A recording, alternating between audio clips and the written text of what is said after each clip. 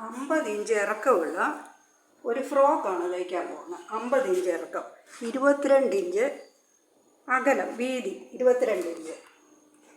ഇവിടെ 3 inch കഴുത്തകലം, 4.5 inch കഴുത്ത് ഇറക്കം, ഇവിടെ 3 ഇഞ്ച്. ബാക്കിലെ കഴുത്തും 4.5 ഇഞ്ച്, 4 ഇഞ്ച് ഷോൾഡർ, ഇവിടെ 1/2 ഇഞ്ച് ചരിച്ചു വെട്ടണം. 7 ഇഞ്ച് കൈക്കുഴി, ഇവിടുന്ന് 1 ഇഞ്ച് ഫ്രണ്ടിലെ കൈക്കുഴി 1 ഇഞ്ചും ബാക്കിലെ കൈക്കുഴി 1.5 ഇഞ്ചും ഇങ്ങനെ വളച്ച് വെട്ടിയെടുക്കണം. ബാക്കിലെ പീസ് ആദ്യമേ വെട്ടിയെടുക്കണം. ഇവിടുന്ന് ഇവിടെ വരെ 13 ഇഞ്ച്, ഇവിടുന്ന് ഇവിടെ വരെ 13 ഇഞ്ച്, ഇവിടുന്ന് ഇവിടെ വരെ 13 ഇഞ്ച്.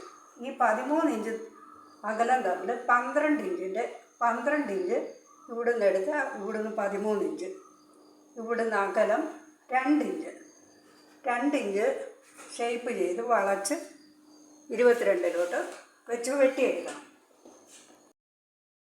ഇതിപ്പോൾ പഫ് കൈയുള്ള ഫ്രോക്കാണ്. ഇത് പഫ് തയ്ക്കണമെങ്കിൽ ഈ 13 ഇഞ്ച് കൈയുടെ പകുതി അളവ്, 13 ഇഞ്ച് വണ്ണം, 11 ഇഞ്ച് ഇറക്കം, ഇവിടുന്ന് 5.5 ഇഞ്ച് മാറ്റി 2 ഇഞ്ച് ഉയരത്തിൽ ഇങ്ങനെ വന്ന് വളച്ചിങ്ങനെ വെട്ടണം. പിന്നെ പഫ് തയ്ക്കുമ്പോൾ ഞൊറിവ് ഇവിടുന്ന് 5 ഇഞ്ച് താഴത്ത്, ഇവിടുന്ന് 5 ഇഞ്ച് മാർക്ക് ചെയ്ത് ഇവിടെ ഇത്രയും ഞൊറിവ് ഇടണം. ഇട്ട് ഇലാസ്റ്റിക് ഇട്ട് തയ്ക്കണം. 2 സൈസ് കൈയാണ് ഞാൻ കൊടുത്തിരിക്കുന്നത്. പഫ് കൈ വേണമെങ്കിൽ പഫ് കൈ തയ്ക്കാം, അല്ലെങ്കിൽ സാധാരണ കൈ. ഇത് 11 ഇഞ്ച്,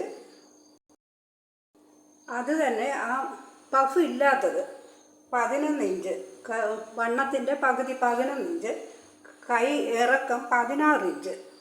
ഇവിടുന്ന് ഇവിടം വരെ 4 ഇഞ്ച് മാറ്റി ഇവിടുന്ന് ഇവിടെ 2 ഇഞ്ച് എടുത്ത് ഇങ്ങനെ വളച്ച് വെട്ടി ഇവിടുന്ന് ഇവിടെ വരെ 8 ഇഞ്ച് ചരിച്ച് വെട്ടണം.